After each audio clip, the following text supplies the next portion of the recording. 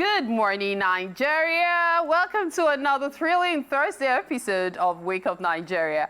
We are here to make your morning brighter and your day even better. So now, it's a beautiful Thursday, of course, and we are all set to fill your day with joy, information, and a whole lot of fun. Are you excited? Are you? Well, I am. And from the latest news to exciting content, we've got everything you need to make this Thursday fantastic. So let's get started.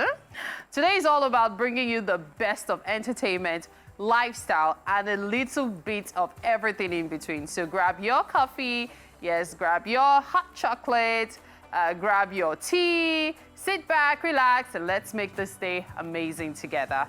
We've got delicious food, the perfect tunes, and the spirit to make this Thursday unforgettable.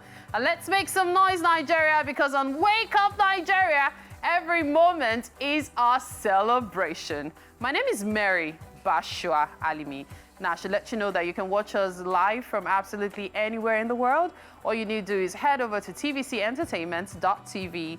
We're also live on GOTV, channel 16, and UHF band 49. You can find us on X, on Instagram, on Facebook, on TikTok, most social media really, at TVC Entertainment _. Share your thoughts with us. We always like reading from you. Just use the hashtag WakeUpNigeria on TVC, and that's across all social media, okay? We're looking forward to reading your comments, all right?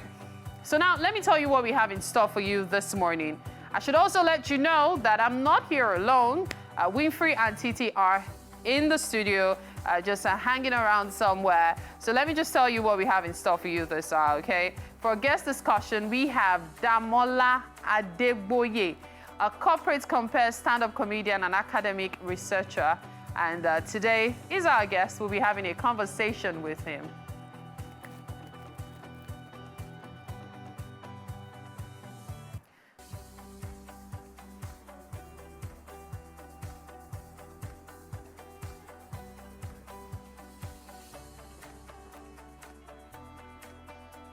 Next, we've got Debo Omololu, an entrepreneur with 2 decades of experience in business development and so much more.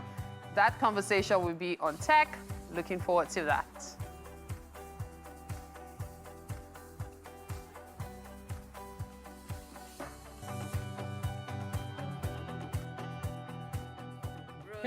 Control it. Yeah. Good to have you here now, Titi. Wow, Thursday. A week is almost up. But man, sometimes in the mornings, I'm just like, goodness me, the workload, especially from the domestic angle. You know, we're having a conversation earlier on in the makeup room, and yeah, you're smiling now, but you were not smiling then. No, I wasn't. Why? My goodness, I wasn't. Like, you know when you hear a lot about someone employing their own boss. Wow. Wow. That's the way I feel right now. Like, you know, the reason people are employed is for ease of affairs. The reason we have these jobs is because whoever employed us cannot be everywhere. Of course. They can't do everything. So to be able to achieve more, people are employed to ensure that, okay, the work gets done. But when you now employ someone that tells you they can't do what you tell them to do. Wow. Straight to your face? Straight to your face. And you cannot tell them, Ngwanu, bye-bye. But why is it that you can't tell them bye-bye, though? Because they're considered necessary blessings. Yeah. I fail to agree. But you know, it's so interesting that even in times like this, we need to start adjusting, really. We need to start adjusting our mindset to getting things done on our own. And if the house wants to be untidy, it will just be untidy like that. Because I don't think I can employ someone that's going to be my boss in the house. I don't think I can handle it. I can't. And if you're wondering what we're talking about domestic help, who just in 2024 have a different mindset to when we were raised. The domestic help were like family, like exactly. Sisters and they literally entrench themselves into your house that your parents even in some cases will let them discipline you. These ones, it's not discipline they will give your children. No. It's beating, wicked beating. Beating that you wouldn't even dream of giving them. It is abuse of children is now common. So many things to talk about, but really, We need to check out the weather. We'll be back in a bit.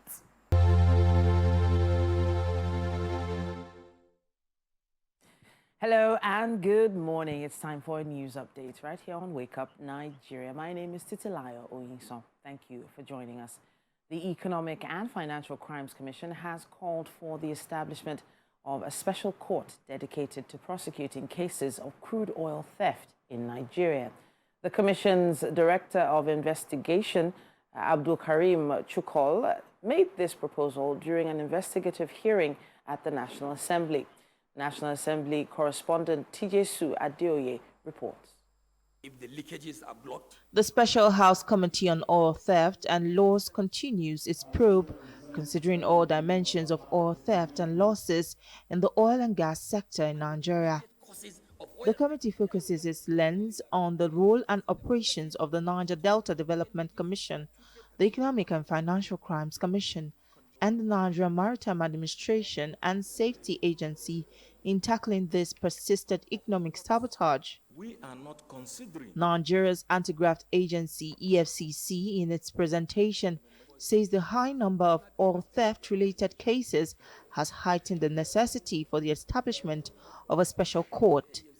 It also says an amendment to the legal framework governing the commission would significantly enhance the agency's capacity to combat crude oil theft. If we do have special courts, but not just specifically to issues of oil theft, but more broadly to the things that we do in terms of economic and financial crimes, this would also go a long way in assisting at the work that we do. However, the committee queried the efficiency of the NDDC to effectively put the host communities in check to control activities of oil thieves and vandals. We know the community and we have insiders in the community. They can give us a phone call and we'll be able to quickly alert the security agencies to intervene, if not that same day, but the next day.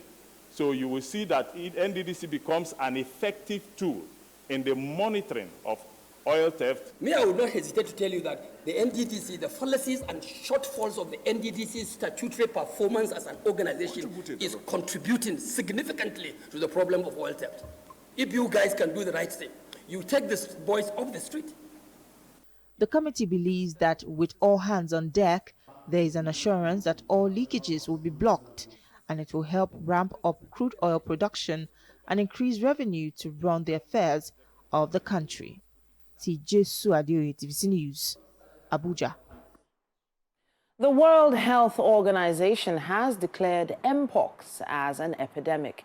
This is the second time in 3 years that the WHO has designated an Mpox epidemic as a global emergency.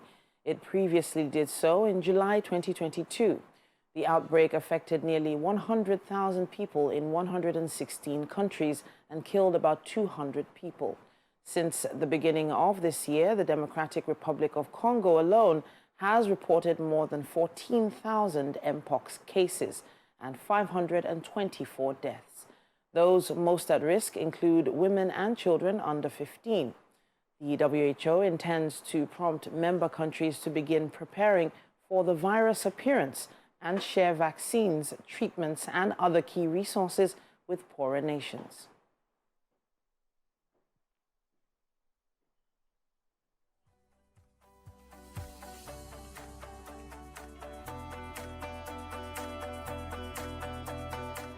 And now for some sports news. Minister of Sports John Enoch has apologized for Team Nigeria's poor outing at the just concluded 2024 Olympic Games in Paris. The minister said Team Nigeria should have been a lot better as the contingent's performance fell short of expectations of the Nigerians. Now, the federal government approved the sum of 12 billion naira for the country's outing at the Olympics and the Paralympics. The minister says despite not winning a single medal in Paris, money spent cannot be considered a waste as participation at the Games was important. He blamed some of the administrative lapses experienced in Paris on the comatose Nigeria Olympic Committee and promised to interrogate all the issues including the omission of Favor Ofili from the 100-meter sprint.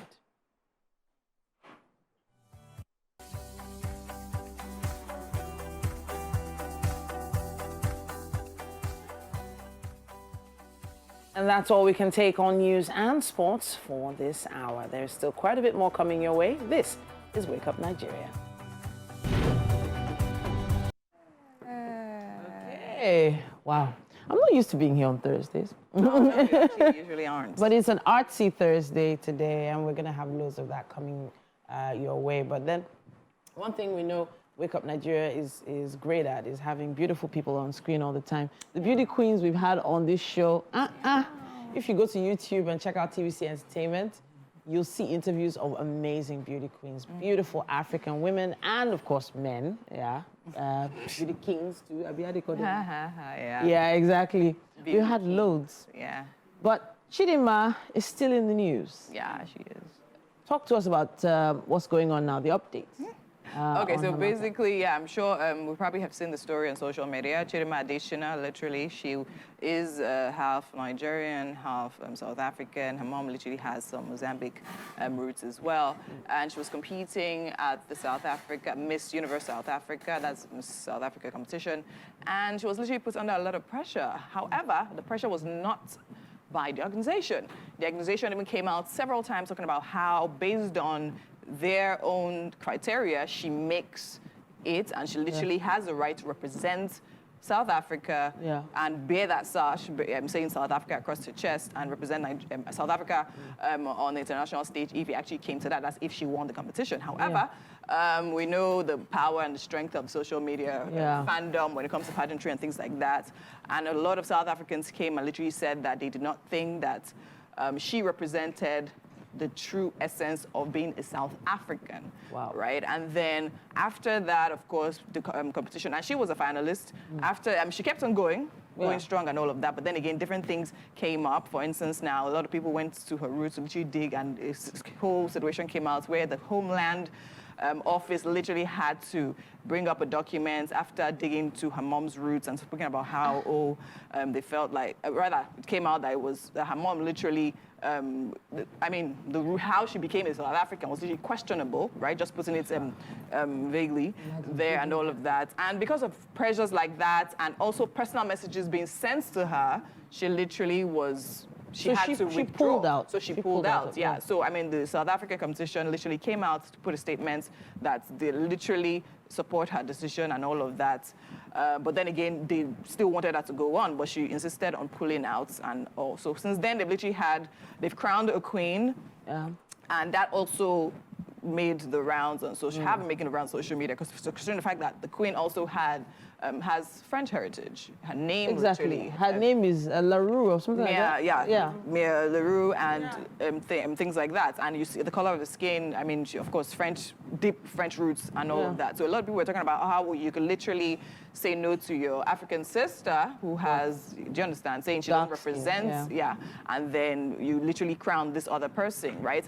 An interview actually came out yesterday where the current Miss South Africa spoke about how she thought what happened was totally not untoward, considering the fact that, we're talking about inclusion, especially in the Miss Universe competition, and this is you literally trying to exclude someone based on the fact that you don't feel that they fully represent a nationality that they have a passport to, and all of that. Anyways, the update now is that she was sent an invitation to represent, to come and participate at the Miss Universe Nigeria competition. She has accepted the invitation, and she's here as the 25th contestant for the competition. So, okay, so it is, as you said, as we said before, full circle now. Yeah. I was gonna ask if I wanted to clarify if the Miss Universe South Africa pageant were the ones that asked her to step aside, or she was the one that decided to step aside. She decided to step aside. Okay, so based on this social media pressure, right?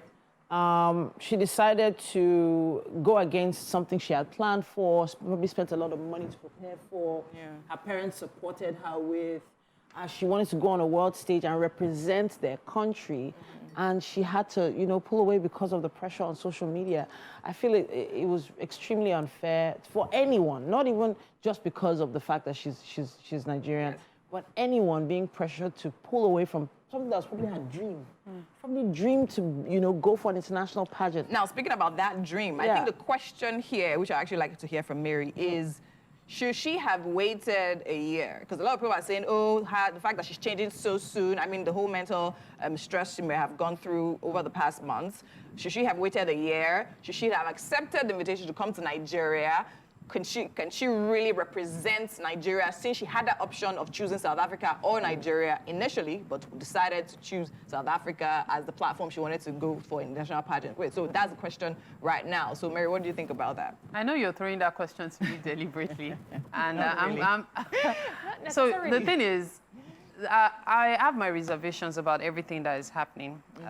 Major reservations, as a matter of fact, because on the one hand, just as I stated yesterday, several ladies have been prepping for this. Thankfully, both of you were on pageant contestants. And so, you know, putting in so much money, effort, time, and then you guys have been selected as the top 24. The pageant is about to happen. And then somebody is brought in on a, or should I call it an honorary note, with the likelihood of that person winning, because really, she has an edge over them. She's been able to gain a lot more experience from participating in the South African pageant. Besides that, we know of all the buzz around it, so there might be a bit of preference given to her on certain... If there's public voting, for instance, right now, if there's public voting, she's already the winner. She's already so from that angle, I had my reservations, because I was thinking of the emotional and psychological effects it will have on the other ladies involved. Now, talking about the other ladies and talking about pageantry, I want to believe that they will probably be given some kind of therapy to understand that, look, we're not bringing this girl in to affect your confidence or to say you guys are not good enough. It's just so as to encourage her, considering what she's just experienced. Because not all of them are going to see it that way. So they're just going to see it as, oh, you're trying to impose someone on us, because the edge is already for her. So now this is what I would say, right, with regards to that. Now, a petition was actually signed by current contestants of the Miss Universe Nigeria competition to actually have her come and compete. So that's to tell you the spirit of a pageant girl, right? The idea is raising up other girls. To be very honest, I think it is I mean, it was senseless what happened in South Africa. But the way I see it is that there's an opportunity in every disappointment. Why I'm saying that is because now she's coming to Nigeria, right, to participate, right? In South Africa, they didn't even give her a chance. She agreed. I know that yesterday. She has accepted. She put out the video. They didn't even give her nobody said it was guaranteed that she was even going to represent South Africa. They didn't even give her the chance to even compete fairly. And here too is the same thing. We're not handing over the Nigeria sash to her. We're literally just saying, come on a fair ground, come and compete with other Nigerians. And to be very honest, the Miss Universe Nigeria competition is not, I had the opportunity of hosting this last year. It is not a joke. The girls come fully prepared. So believe me, I would even say it's even her, I even feel should be a little bit considered, because to be in a pageant and compete, your mind literally has to be stable. Just imagine everything that's going on in her mind right now. Do you understand? And they've been in that space of very confident, beautiful Nigerian girls. So I'm just going to say this as a rejoinder to that. The reality is this. When you take your children abroad, they always have an edge over Nigerian children. It's unfortunate. And what happens to Chidima is what happens to most Nigerians abroad, but they will never tell you the truth. But now let me say this. When you go to a foreign country, you tend to get edged out for different reasons. It happens in Europe, it happens in America, it happens... Unlike when you come home to your own country. Unfortunately, in your own country, there's always that, consideration. Oh, she came from England, she came from this. And so, you know, it's... we might look at it from the holistic or general angle. But at the end of the day, there's that average Nigerian child that will probably never get the chance to live abroad, that will still feel... Very true. But I want to quickly say this before we leave. So I literally saw a video of 9 Olympic medalists that literally are Nigerians, but are not representing Nigeria. But represented other countries. They got gold. The medals we didn't get. They got gold, silver, bronze across Yes. across shot puts, All 4x4, And then- and all of that. And that's because they tried here in Nigeria once, And they didn't but they get didn't it. get it. However, those countries did not miss an opportunity to stamp their country's name on them. Yeah. Once And they then could literally when they formally- finally start messing up, it becomes a case of Nigerian-born Belgium player. Even if it's Please, late we ones, need to you take a collect break that now. scholarship. You're watching They will Wake Up use Nigeria. you. Stay with us.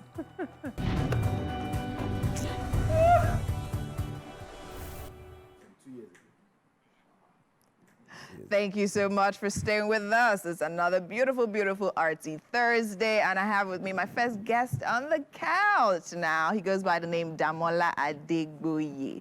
He's a corporate compare, stand-up comedian, and he said I should skip this part, but I think it's important people know academic researcher who started anchoring events and comedy professionally for almost a decade now. He has over the years carved a niche for himself as an ethical master of ceremonies. Welcome back to Wake Up Nigeria. Thank you. How are you feeling today? Very good. Looking sharp. And you too. Thank you. Okay, now, for those that don't know, tell us where this journey for comedy started for you. Well, I actually started a number of years ago, informally, Informally, okay. as an undergraduate, you know, anchoring all these departmental programs and dinners and all. When I graduated from the university, it's got some structure. Immediately I graduated because Immediately you graduated, yeah, okay. because I met my mentor Sako, who puts me through, you know, the basics of making it look better. Because I was just a raw talent, Yes, but he refined me. he refined you. You know. So Okay. that is how the journey started. That's it, And we have, you know, grown from Yes, so that point over the years to what we are today. today, amazing. So now Still I always growing. like to ask this question. So people, especially that literally proudly call themselves comedians. At what point did you discover you were funny? Was it you that decided that, you know what, I think I'm funny? Was it people that were telling you? I think I had the feeling that I was, but then I got a lot of confirmations from people. Okay. Every time I'm somewhere, you're funny, I find you funny. You know, I say one or two things, people laugh. People laugh. Right from time, Okay. not now. Okay. You know, right from when I was a child. I was always telling stories in class. I was always taking the comical roles during drama presentations in school. I was always the noisemaker in class. I was always the one, you know. So there are certain characteristics that you just Yes. know that, okay, this That I know. So, but I didn't know where I was going. I did not know the direction. I just knew that, you know, I had a sense of humor. And a lot of people used to attest to that fact growing up. And so at a point, when I got into the university, and I started anchoring events, and I saw that I was doing comedy, I said, okay, yeah. Oh, okay, you're going to do this. think I Okay, so great. So now, being a comedian and then anchoring, now becoming an MC, right? I mean, I know there's a lot of time. In fact, there was a season where it seemed like, okay, fine, if you want someone to anchor your events, the person has to be funny, right? So I know a lot of people, a lot of MCs were trying to make it clear that, you know what, comedy is one thing. Event hosting is another thing. Now, don't mix it up. If you want a comedian, get a comedian. However, you happen to nicely merge that together. So how was that been for you, and how did you structurally do that? Well, as a master of ceremonies, you know, I've always had, before I became officially a master of ceremonies, I've always had opportunities to speak. Okay. Right from when I was young. As I mentioned, from primary school, I was always telling stories in class, standing in front of people. When I was in secondary school, I was food prefect. I used to address the Okay. entire student population Okay. every day. Every day. Every okay. day, like 3 times in a day. You know, so when I got into the university, I was class rep, always addressing the classes and all, always addressing the class and all. So, and then I speak well, you know, so I just discovered that over the years. Sorry, you can do comedy, can you anchor this event? And then I was developing myself in that space, speaking well, and listening it with humor. Okay. And so that is how I was able to successfully find a balance. So today I can successfully be a master of ceremonies without doing a single joke all through the course Without of doing an a event. single, are you serious? Oh, yeah. How do you do that? I You just never have find to, one moment that it does. it depends on the brief. It depends Okay, on the brief, okay, though. yeah. But there are some events where I will not do a single joke, and I've done that so many times Okay. that I can't count for years. And there are ways that I combine both, and there are days that I'm just a comedian all the way. This is So comedian. it all depends on the context and the side of Damola you want to see. You want to see? Amazing. So tell me, which pulls on you more? Which would you pick? Comedian or MC? If they say you can't do one for the rest of your life, just pick one. Stand there. Which would This is a very tough one. Yeah. This is a very tough one because I value both. How do I answer this question? No, Okay. there's one now. Okay. Let me be a master of ceremonies that does comedy. Which kind of thing be that? Now the question they ask you, now the one you know what? No, you must pick one. You're a master of ceremony, no comedy at all. God. This is a tight corner. This is a tight corner. You're trying to be diplomatic, Abi. Yes, I'm trying to. Not even that. Not even that. It is based on the passion right now. You know, I love comedy. I think it's part of you. I think comedy is something that's part of you, right? That you can't actually I can't help. do. You can't help. You can't help. You help can't it. do that. Okay, amazing. So now let's talk about the industry now, Yes. right? And of course, we've seen that, I mean, over the years, stand-up was something that was big at some point. Then with time, it seemed to take I don't know. I think it seemed to get watered down. Then it now came back, and then it kind of evolved, right? Then we have a lot of our comedians going into acting and movie production. What would you say really causes that? Would you say the comedy industry here is not enough to sustain itself as stand-up the way we see in other countries? I don't think so. We have a lot of Nigerian comedians. Yes, we do. And comedy has evolved to become a platform that can be expressed in different dimensions. Now, we have stand-up comedy. Yes. There was a time stand-up comedy was not really a thing. It was just stage comedy. But now we have stand-up, we have skit makers and the likes. Yes. For stand-up comedy that I'm going to be speaking for right now, we have more than enough comedians. We have platforms. But as you have said, evolution is something that happens. People are maybe focusing at this time on skits. Yes. But then, eventually, there's still the space of stand-up comedy that skits cannot really cannot really replace. Okay. You understand? So I just believe that it's a phase of gradual evolution, you know, that we are currently experiencing, possibly in stand-up comedy. Stand-up comedy is still very big. We still sell out shows. All right, and amazing. Nigerian comedians are doing so well all over the world, doing tours all over Europe and America. Yeah. Stand-up comedy has not gone anywhere. It hasn't gone anywhere. It is just evolving. It's just and evolving. it is going to get bigger and better. Okay, so now tell me about the project you're working on next. I know you're doing something that's trying to fuse MCing and this comedy together. Oh, yes. Oh, So yes. tell me about that. Okay, it's called From the Little I Know. From the little I know. Okay. So I have been doing this for a number of years. Okay. And over the years, I've garnered some experience on the job. You know, I've garnered some experience on the job.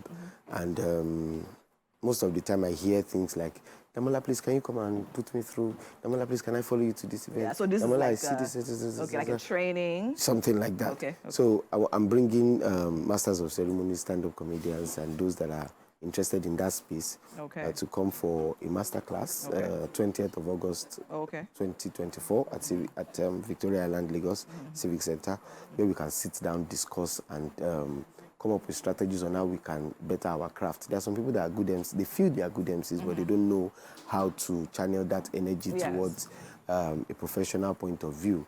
That is also a very good platform. Some people, they just use them in their churches. They just feel that this guy is funny, come and do it. But then they just feel there's more to it. So that's a good platform for them to come and learn. All right, amazing. From the little I know, right? I'm guessing we can get all that information on your social media On my page. social media All page. right, Damola is my name. It's his social media page.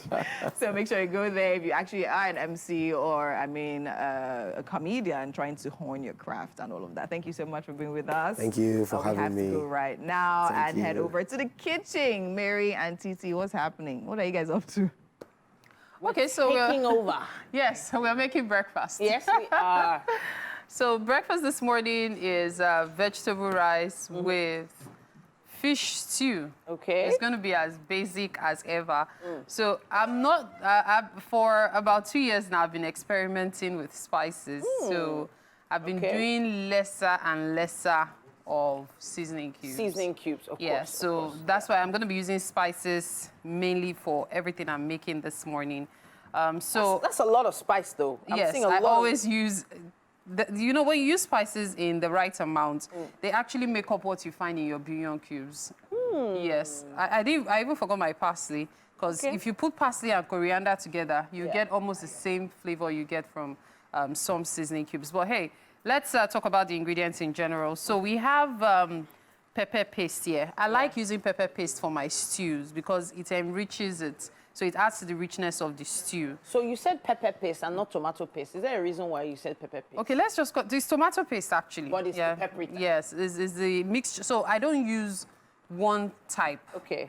Like this are two. Usually I even use three. So I usually use the jollof mix, the pepper onion mix. pepper onion mix, and then the tomato paste. So I like to mix them, like use them. This is two different types of paste here, because it also includes it also helps with the taste of the stew. So I have carrots here. The carrots and the spring onions are actually for the vegetable rice. So this rice is parboiled. I'll finish with the boiling here, so it gets to its full amount. Okay. So, but this is parboiled actually, so as to speed up the process. Then this is fish. This is kote. So it's been a while since I've seen kote, funny enough. It's something I grew up with. I grew up eating kote because it was very accessible and they were like the biggest and most affordable in the market then. Not the case anymore. No, not anymore. I think Panla is the one that holds the candle when it comes to affordability these days. Exactly. Yes. But it's interesting that, okay, so the thing about kote was that it didn't have any scales on it. So it was just So it fast. was easy. We always prayed for my mom to buy kote Really? or Titus, because you didn't have to cut off anything. Oh, those scales were so annoying on, what's the other one called again? Crocker.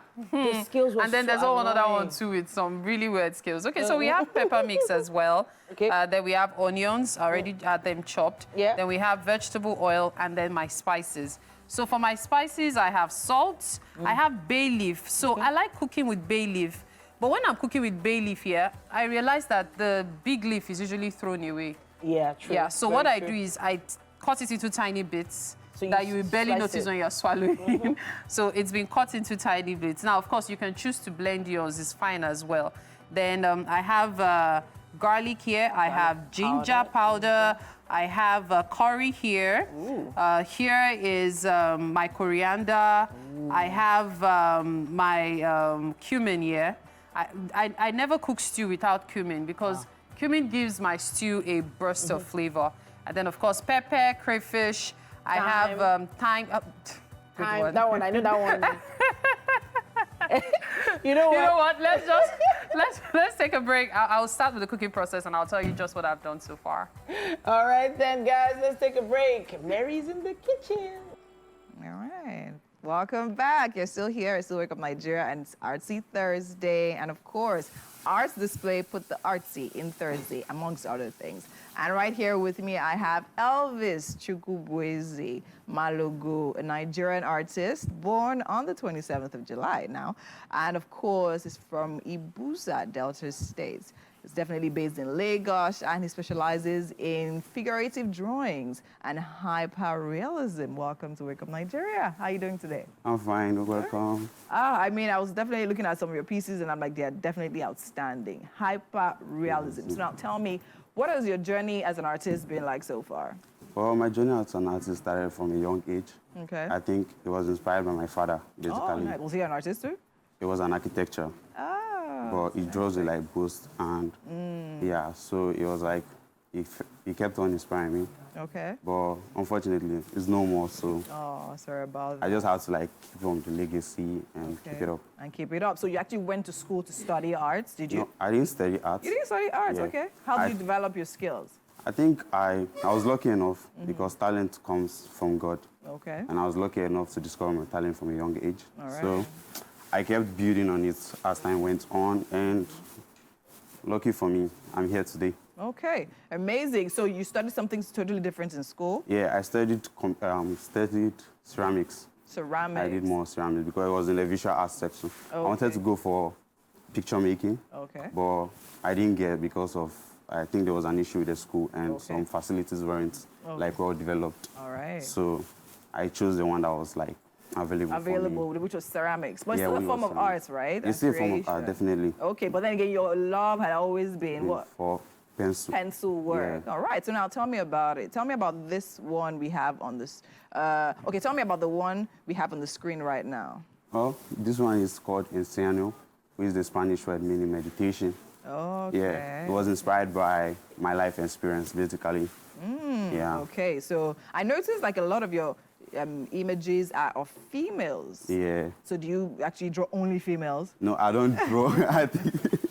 I think that's like the misconception actually around That's my what work. you're showing us now. That's what I'm right here. Yeah, actually, I think I'm surrounded more with females. Okay. And they are the one that inspire me a lot because it was my mom that catered for me from a young age and my sister. We're just like 3 right now in the family. Okay, so you feel more drawn to females than feel inspired a lot by females? Yeah, a lot. Okay. A lot. Okay. And they are unique creatures. I feel they have a lot to give to the society and they are not really getting the recognition they need.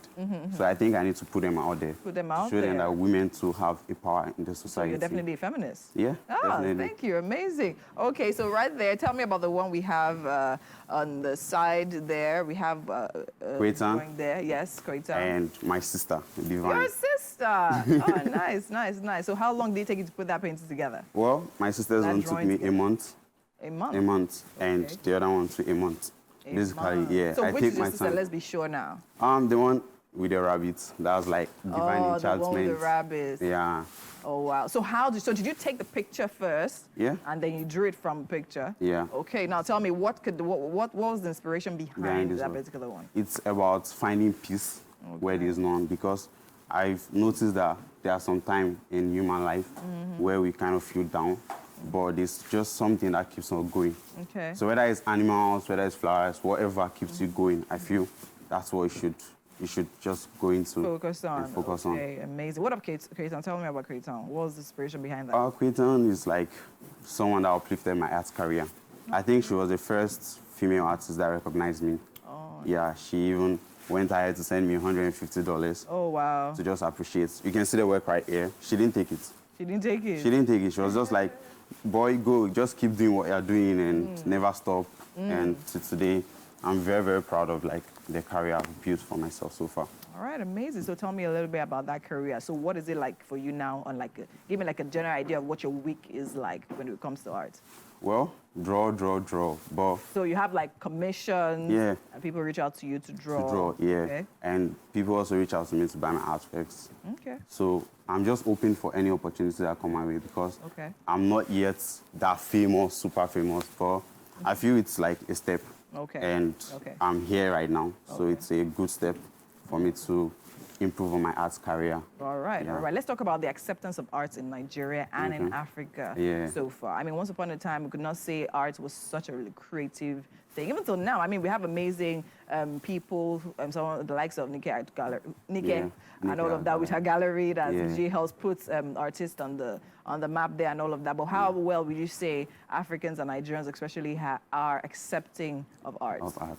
Actually, it's very sad because when the art started, like when the whites brought back the arts in Africa, you know, but art was already in Africa before they came.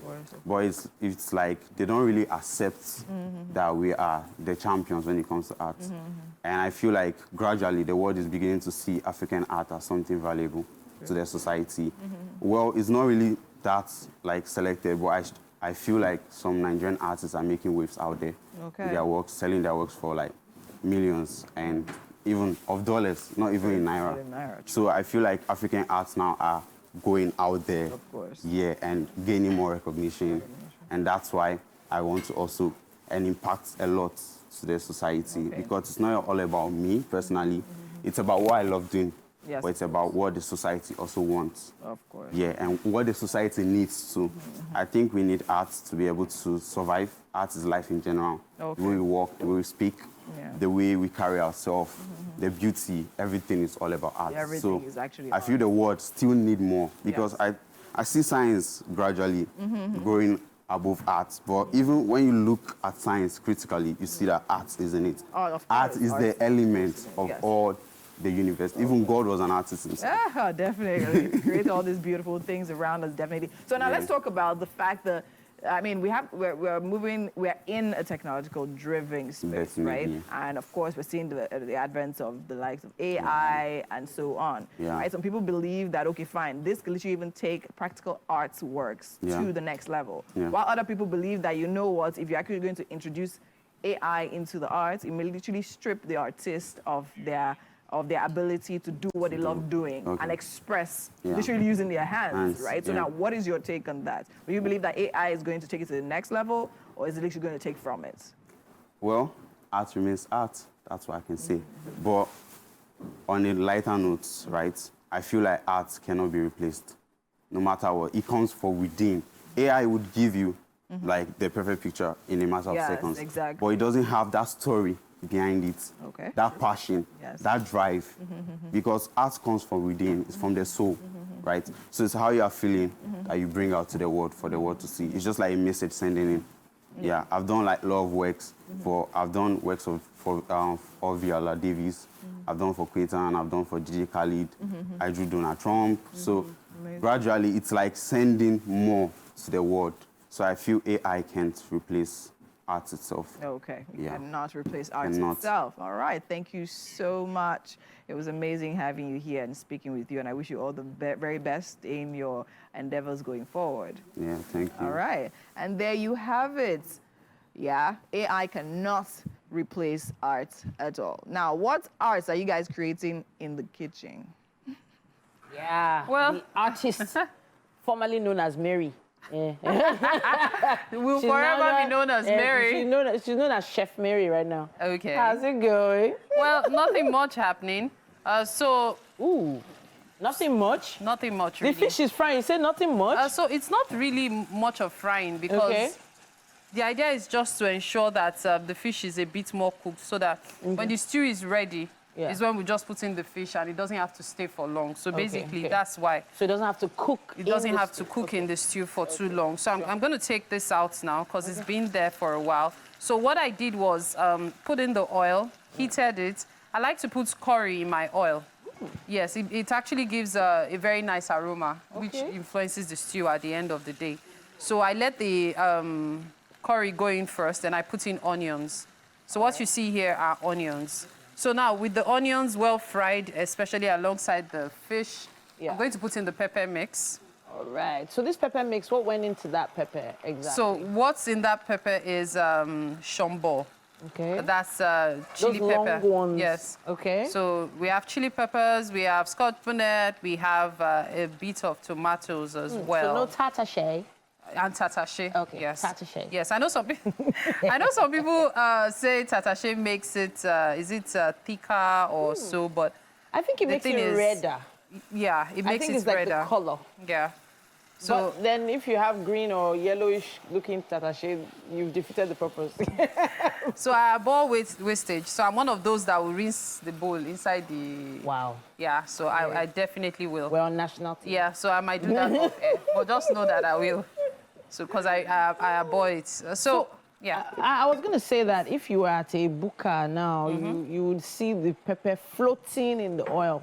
I noticed that you use very little oil. And it's the same oil you use to fry the fish that you're using for the fish is also going to release some oils, which is going to add to the aroma. If you notice, the smell of the pepper has a lot of fishiness in it. Of course. Yeah, so that's actually part of the reason I like to do this, fry the fish in the same oil. So now I'm going to let this cook a bit. Okay. When it has cooked a bit, I'll add in the tomato paste. Now, note, the tomato puree is coming after because it's stew. If I was making jollof rice, the tomato puree, half of it to go in first. Then when I'm about to put in the rice is when I put the remaining. Don't worry, I have very complicated ways of cooking. Even myself, I feel like I'm about to write jam and you're going to test me. I have really complicated ways, so I don't even know these ingredients anymore. Everything has dabarod in my face. I don't even put my spices until the stew has boiled. Wow. Because these days, unfortunately, the quality of salt we have is poor. So like before that, a pinch of salt would be enough. Now you have to use a lot of salt to actually achieve what you want. So I like to put the salt and spices midway, then salt just before it's ready. So you know what, Mary? Yeah. We have a show to start. Yeah. We have to take a quick break, start the show again, and then we'll be back in the kitchen. Welcome back. It's the second hour of the show. Wake Up Nigeria it is. Of course, this is Thursday and we're still buzzing with energy to keep your day going strong. That's right. So get ready for another 45 minutes of non-stop fun, inspiration, and everything you need to keep that Thursday vibe alive. Thursdays are all about maintaining momentum, and we've got just the right mix of entertainment and enlightenment to keep you engaged and excited.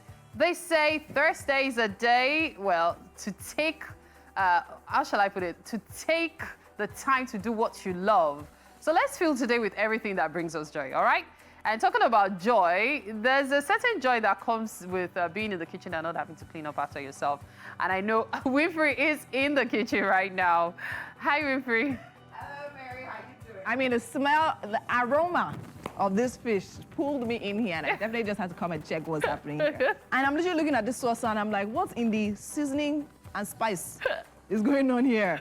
But I definitely love that. I mean, I'm a spice girl myself, so definitely I'm all for this. All totally for it. Awesome. Yeah. Okay, so what I'm having for today is vegetable rice and fish stew. Yes. So we'll see how that pans out eventually. I really hope you guys enjoy what I make. I really hope you do. Okay, so let me let you know that success is not the key to happiness. Happiness is the key to success. So let's make today successful and happy together. That sounds like a nursery rhyme, I know. Well, that's how good I feel right now. My name is Mary Bashua Alimi. Watch us live from anywhere across the globe, okay? And of course, to do so, you can head straight to tvcentertainment.tv if you're not glued to your TV screens, all right? So we're also live on GOTV channel 16, which might be where you're watching us from, or UHF band 49. We're on X, we're on Instagram, Facebook, TikTok, the works at TVC Entertainment _. So make sure you're following us. Are you following us? You can also engage with us. Share your thoughts using the hashtag WakeUpNigeria on TVC across social media platforms, all right? So let's keep the conversation going and make this Thursday terrific. So for what's left on the show today, we've got Debo Omololu, an entrepreneur with 2 decades of experience in business development. You'll be on the show today for tech. Yeah, okay. Mary's throwing down in the kitchen. Okay. Yes, She has a little lamb. she has a little fish has this a time, little actually. And the fish? She has a little fish spice farm, actually. That's serious. Oh, well, there's loads going on there. I was like, if they gave me exam now, I would definitely feel that. And you were saying something about the curry and the oil. You want to speak about that? No, I actually mentioned it when we came back. So I like to, the moment I put my oil in, when it's heating up, I put in curry. Curry, thyme, and you do that as Mary, yeah. What's the Rosemary. Yes. Love it. Yes. Takes it to another level. Where your stews, yes. And then the cumin gives a burst of flavors you wouldn't believe. Okay. Yeah. So I've never had, I have a garden, so I've never had dried cumin before. But the fresh one, very powerful. Yeah. Fresh, all these fresh spices. Maybe I'll try that sometime soon. But I'm thinking, when you add all those spices, aren't you worried about the protein itself not getting its flavor out? Aren't you worried sometimes? That's the reason behind getting it into the oil before adding anything else. And that's why the protein, so that the protein retains its taste, is why you put it last as well, when everything is then again, cooked. Fish is one flavor you cannot override. You cannot override. Well, like it will always very true, very true. I was trying to decide between chicken and fish. That was why I decided on fish. Fish. You can't miss it. All right, at this point, let's take a quick look at what the weather says. And then we take it in.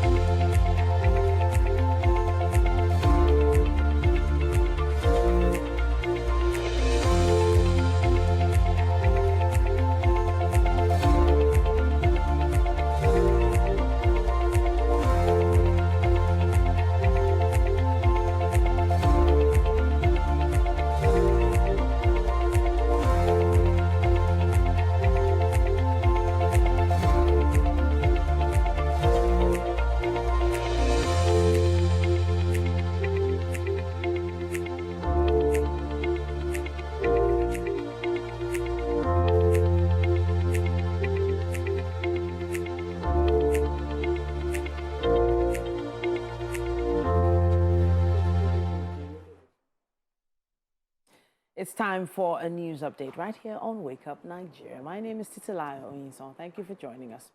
The Economic and Financial Crimes Commission has called for the establishment of a special court dedicated to the prosecuting cases of crude oil theft in Nigeria. The Commission's Director of Investigation, Abdul Karim Chukol, made this proposal during an investigative hearing at the National Assembly. National Assembly correspondent Tijesu Adeoye reports. If the leakages are blocked. The Special House Committee on Oil Theft and Laws continues its probe, considering all dimensions of oil theft and losses in the oil and gas sector in Nigeria. The committee focuses its lens on the role and operations of the Niger Delta Development Commission, the Economic and Financial Crimes Commission, and the Nigeria Maritime Administration and Safety Agency in tackling this persistent economic sabotage. We are not considering. Nigeria's anti-graft agency, EFCC, in its presentation, says the high number of oil theft-related cases has heightened the necessity for the establishment of a special court.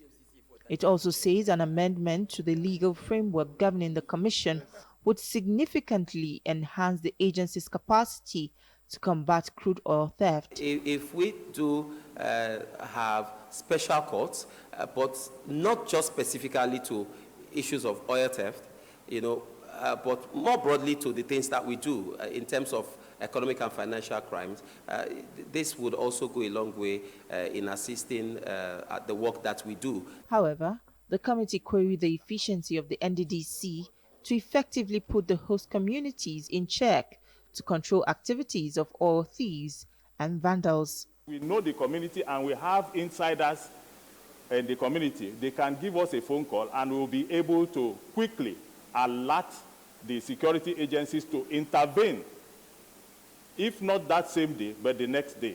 So you will see that NDDC becomes an effective tool in the monitoring of oil theft. I would not hesitate to tell you that the NDDC, the fallacies and shortfalls of the NDDC's statutory performance as an organization is contributing significantly to the problem of oil theft.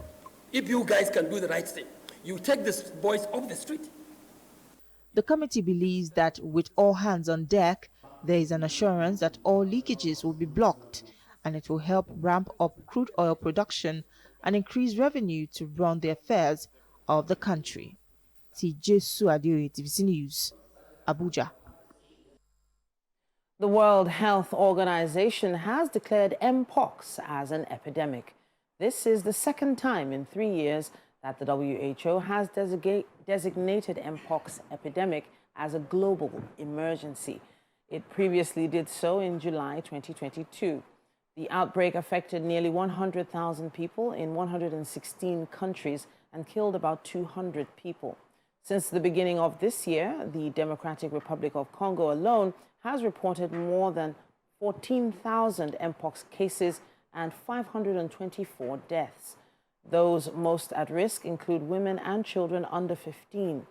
The WHO intends to prompt member countries to begin preparing for the virus appearance and to share vaccines, treatments, and other key resources with poorer nations.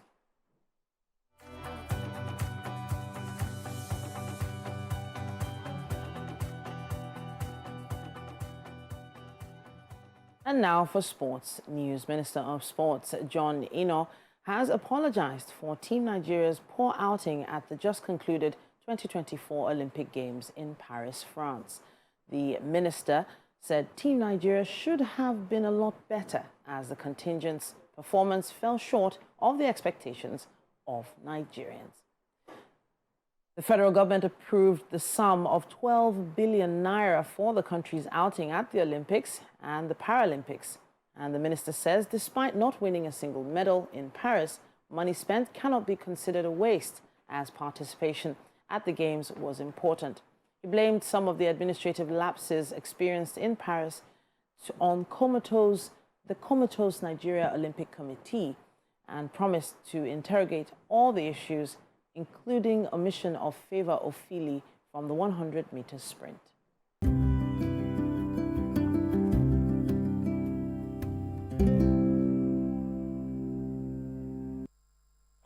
Welcome back. Now, on Thursdays, we talk tech. And yeah, no matter what age you are presently, somehow, in some way, you are involved in technology, with technology. Technology is in your environment. And at this point, we're trying to find ways to make sure people don't feel too overwhelmed. So today, we're talking about digital inclusion. Debo Omololu is here. He's an entrepreneur with 2 decades of experience in business development, market research, and venture capital. He's done quite a bit in his day to make sure that his world encompasses this particular space, and he's here to share his experience with us. Welcome to the show. Thank you so much for having me. Okay, so when I hear digital, I'm not saying digital calculator now, and then I hear inclusion, I know that it has to do with, bringing people together, making people feel involved. But I need you to break it down as much as you can so that people learning can gather a thing or two. Yeah, so when we say digital inclusion, it does sound like a big word. Yeah. But what it really is saying is that how can we get people to enter into the digital space? Okay. And that really is what my company, GFA Technologies, is really trying to do. Okay. If I may, let me take a step back. Go ahead. The most important resource in Nigeria is not oil, it's not gold, it's none of those material things, even though we're blessed with many of those deposits. Sure. Our most important resource is our people. It's us. And so, if you think about it, in Nigeria, we're estimated to be about 220 million people. Even though network providers, the telcos, for example, now have masts covering most of Nigeria, sure, only a small percentage of people actually have access to the internet. And it's surprising for people that are almost always online to believe that there's a large percentage of people that do not use the internet. It's baffling to some people. But which areas are most prone to not be really included in this digital age yet? So if you think about it, just based on data from various sources, I mentioned that, we have 220 million people. Yeah. But the smartphones in Nigeria only cover roughly about 30% of our population. Wow. So 70% of our people don't actually use phones that have internet access. Amazing. So a lot of your service providers, so whether it is the maid in the house or your driver or your electrician or your plumber, and many other people would use mobile phones that all they can do is to make calls, or even to either make calls or send text messages. The local parlance for many of these phones is balasa, right? Meaning there's no internet access. Yeah. So the problem is you have many people who have devices that cannot access the internet. And so a lot of these people are, you would say, digitally excluded. Now, so inclusion of these people, is it really, they seem to be doing okay. They seem to be doing well. They seem to be happy with the, as you called it, balasa that they're using. They can go to work, they can come back, they can connect with their families. What more do they need? Why is it so important to include them now? So I'd like to use a specific example. Okay. So just yesterday, we interviewed a barber who were trying to digitally transform using our software platform called DIMP or DIMP. Okay. And so what were we trying to do? So for him, he owns a barber shop. His barber shop, he has 3 chairs. Okay. Now, he has 3 chairs and all. So when people want to cut their hair, what happens? They walk into his barber shop and all. So he earned a certain amount on a monthly basis, roughly about 300,000 naira for this particular barber. He earns about 300,000 naira a month. Now, which is not bad if you consider that. It's not bad. If you consider that certain people that even go to the offices don't earn as much. But here's the thing. What we're doing, what we have done, is to set him up and give him a website using the DIM platform, because the DIM platform is easy, simple for you to literally create a website. Okay. We created a website, and then we added a booking platform for people to actually reserve his time and date and everything where he's coming to. his income moved from 300,000 to 1.2 million naira within 1 month. Because of the booking? Because Correct. he was able to schedule his clients? He could schedule his clients. People could pay in advance of when they would actually come to his shop. Okay. So if you think about it, what that digital inclusion, just that fancy word has done, leveraging our platform, is to quadruple his income. Interesting. Now, I started by saying that the most important resource that we have is our people. So imagine that we could quadruple the income of every single service provider, for example, in Nigeria. We would potentially triple, quadruple our GDP and improve the velocity of money. Okay, so when you did mention websites, you said your platform, it did start to sound a bit more technical than I would introduce my barber to. Yeah. Or my hairdresser to a certain extent. Are you putting together training workshops for people to get to know how to use it properly? Where is the literacy going to come into play here? The literacy of that same demographic going to come into play? We like to say small business, big tech. Okay. So essentially out there, typically, a lot of the technology that you have is focused on big companies, enterprise companies. The way we've done it is to make the technology suitable for small businesses, like easy drag, drop, and you can create things very, very easily. All right. So that's kind of like how we've created it so that, you know, anyone literally can use that. Okay, all right. Now, I know that, I'm not sure if tablets are as popular as they were back in the day, except for with kids. If you have a tablet, I guess, that has access to the internet, you can manage your bookings. But can we find another use case for inclusion? Just something very brief. We have about a minute left. There are several use cases, but the thing is, you know, something you rightly said, training is key. So, for example, one of the things we've done is to partner with Lagos State for what we call the Lag Up program. Okay. It's called the Lagos Youth Upskill Program, which is currently running. And essentially, the way we've done it is anyone can just go, register, and there are about 140 different skills. So I talked about the barber. It could be a hairdresser. It could be anyone in event services. It could even be the professional services, accountants, lawyers, etc. All these categories of people, even drivers. So one of the people I spoke to a few days ago had a car driving service where people could hire and literally set up his website and everything in like 10 minutes or so. Amazing, amazing. I have to say thank you to you for coming to talk to us about this particular project, platform. And of course, digital inclusion is important right now. I remember the struggle trying to get my mom to use WhatsApp and then trying to stop her from forwarding all those messages from every single place she got them. But yeah, we are getting there. We are getting there. But with platforms like yours, I think we're going to get there a bit faster. Thank you so much. Thank you for having me. All right, then. Now, in the kitchen, the team at Wake Up Nigeria, the producers, have decided to include us in the kitchen activities, you know. And yeah, one of the queens of the kitchen today is Mary Bashwa Alimi. She's put together something special. Would you like to join us? Yes. All right, please. Have a taste. Okay. There's no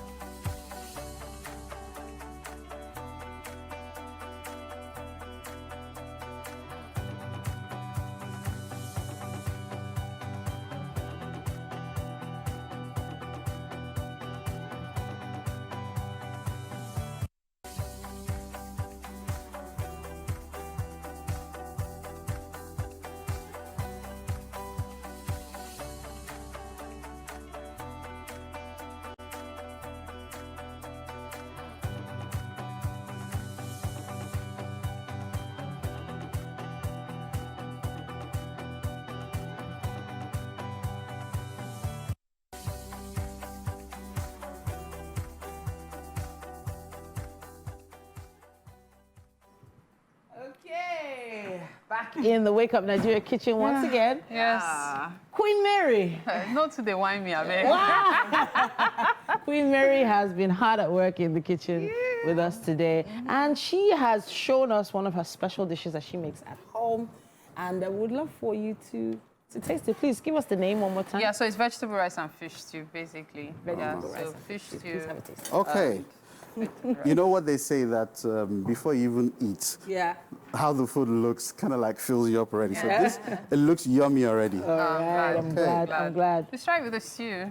Yeah. You now know how the chefs feel whenever. No, I always tell folks, like, taste different parts of it.